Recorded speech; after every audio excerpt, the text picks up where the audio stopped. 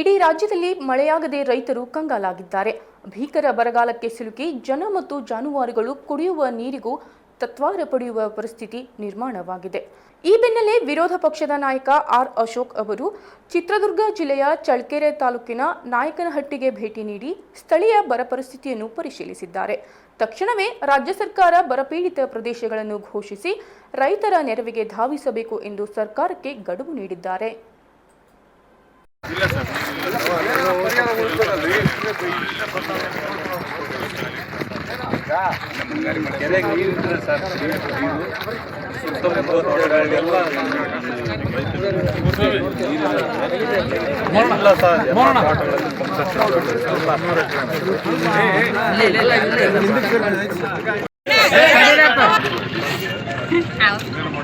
ಗಲಾಟೆ ಮಾಡ್ತಾರಂತೆ ಎತ್ತಿದ್ರೆ ಒಳ್ಳೇದಲ್ಲ.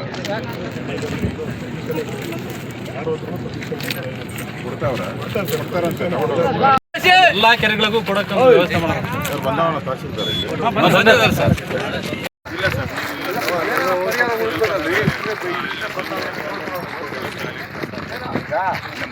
ಕೆರೆಗೆ ನೀರಿದ್ರೆ ಸರ್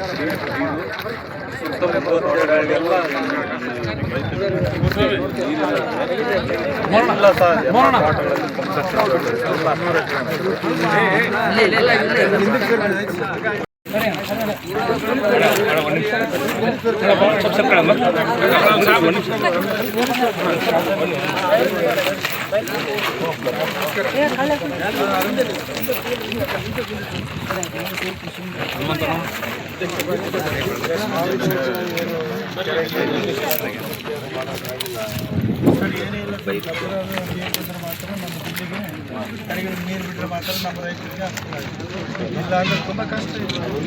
ಅದಂದ್ರೆ ಮಳೆನೇ ಇಲ್ಲ ನಮ್ಮ ಜಮೀನಿಗೆ.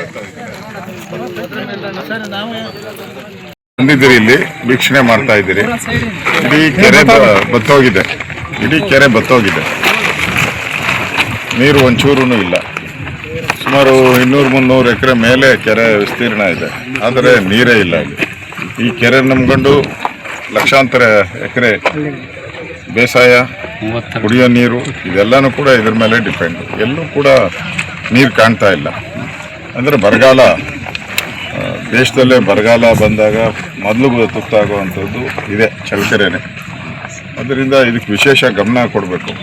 ನಾನು ಸರ್ಕಾರಕ್ಕೆ ಆಗ್ರಹ ಮಾಡ್ತೀನಿ, ಕೂಡಲೇ ಮಂತ್ರಿ ತಂಡ ಒಂದು ಕಳಿಸಿ ಇಮಿಡಿಯೇಟಾಗಿ ಬರದ ಕಾಮಗಾರಿಗಳೇನೇನಿದೆ ಉದ್ಯೋಗ ಕೊಡಬೇಕು. ಈಗ ಮುಖ್ಯಮಂತ್ರಿ ಡಿ.ಕೆ. ಶಿವಕುಮಾರ್ ಹೇಳಿದ್ದಾರೆ, ಯಾರು ಬೆಳೆ ಬೆಳಿಬೇಡಿ ಅಂತ. ಬೆಳೆ ಬೆಳಿಬೇಡಿ ಅಂದರೆ ಉದ್ಯೋಗ ಆದರೂ ಕೊಡಬೇಕಲ್ಲ. ಉದ್ಯೋಗ ಕೊಡ್ದಿರ ನೀವು ಬೆಳೆ ಬೆಳಿಬೇಡಿ ಅಂದರೆ ನಾಚಿಕೆ ಆಗಬೇಕು ಸರ್ಕಾರಕ್ಕೆ. ಬರ ಪರಿಹಾರ ಅಂತೇಳಿ ಹಣ ಬಿಡುಗಡೆ ಮಾಡಬೇಕು. ಇನ್ನೂ ಹಣ ಒಂದು ನ್ಯಾಯ ಪೈಸೆ ಹಣನೂ ಕೂಡ ಎಲ್ಲೂ ಬಿಡುಗಡೆ ಮಾಡಲಿಲ್ಲ.